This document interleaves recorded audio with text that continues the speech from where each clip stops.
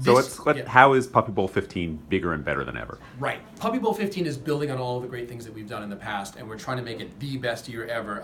So everything is sort of like super inflated and large. For example, this is our 5th year of having the puppies divided into teams, Team Rough and Fluff, and there's real competition here. Team Rough has won twice. 2 championships. Team Fluff has won twice. No team, whether it's human football or animal football, has ever won 3 bowls in a row. That's a true fact. You can look that one up. So if this Team Fluff pulls off a victory 3 in a row, that would be an all-time sports record, I guess, for any species whatsoever. So that's something to look out for. The second interesting thing is that we've got, I believe, the most amount of dogs, adoptable dogs, than ever before. 96 in total from all over the country, including Costa Rica. Not part of a country, but we're going international. Last year we had a dog from Mexico. That was a big deal. This year we've got a dog from Puerto Rico, as well as Costa Rica. So it's kind of cool, expanding ourselves a little bit. 51 shelters, which I think is the most amount of shelters we've ever worked with before. Our kitty halftime show is bigger than ever. We've got 3 different elements. The acro cats, which are really agile, almost like circus performer type cats that will be entertaining us. We've got a Maroon 5 cat cover band called Peroon 5. And then we've got a domino display, which all I'm going to say is it's the most amazing domino display you've ever seen on a football field. Really? And that is our big finale for the halftime show.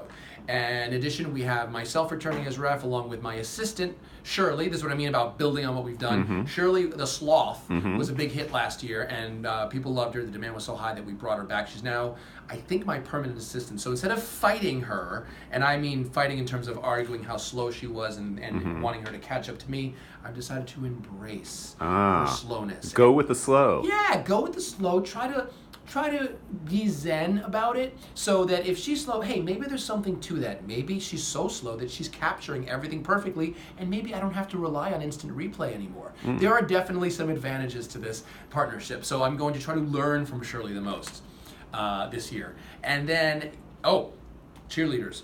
Kangaroo cheerleaders and capybara. Capybara, am I saying it right? I think so.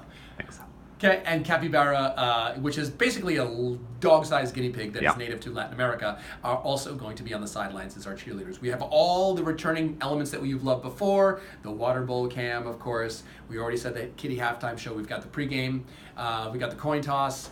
We've got pre and post stuff. We've got Instagram stars coming. So it's going to be a very large celebration. We're in a brand new studio this year, which I'm excited about. And I can't wait to get on the field.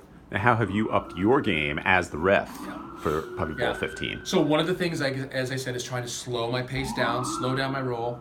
One of the things I tried to do is kind of slow my roll, thanks to Shirley the Sloth, and that's how I'm upping my game. The other thing I've tried to do is increase my fostering. So I started fostering dogs about 3-4 years ago as a way to not only just get to know the other dogs that participate in Puppy Bowl, but get to know the shelter community that we work with, the rescue groups all around the country. So I'm proud to say I've lost count of how many dogs that I've fostered, but it's been a wonderful experience for me and my family. She's coming right now. I'm going to pick her up. Come here, baby. Oh, come here. Who's that? Okay.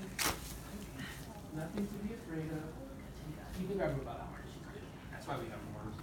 And this is Bella, and she is a foster dog currently with me, but eventually going to be adopted with a forever family.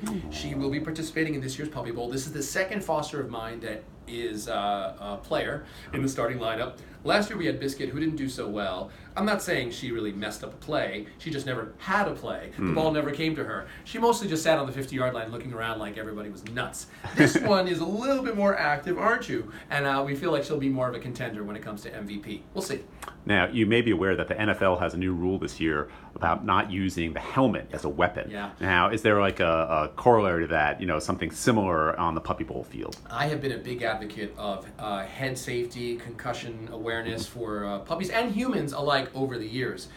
So what we try to do with them, nobody will wear helmets. We've tried to put the protective layers on them. But I am going to be extra strict this year and make sure that the dogs are safe with one another. We still do allow snouting, that is to say the bumping of the snouts.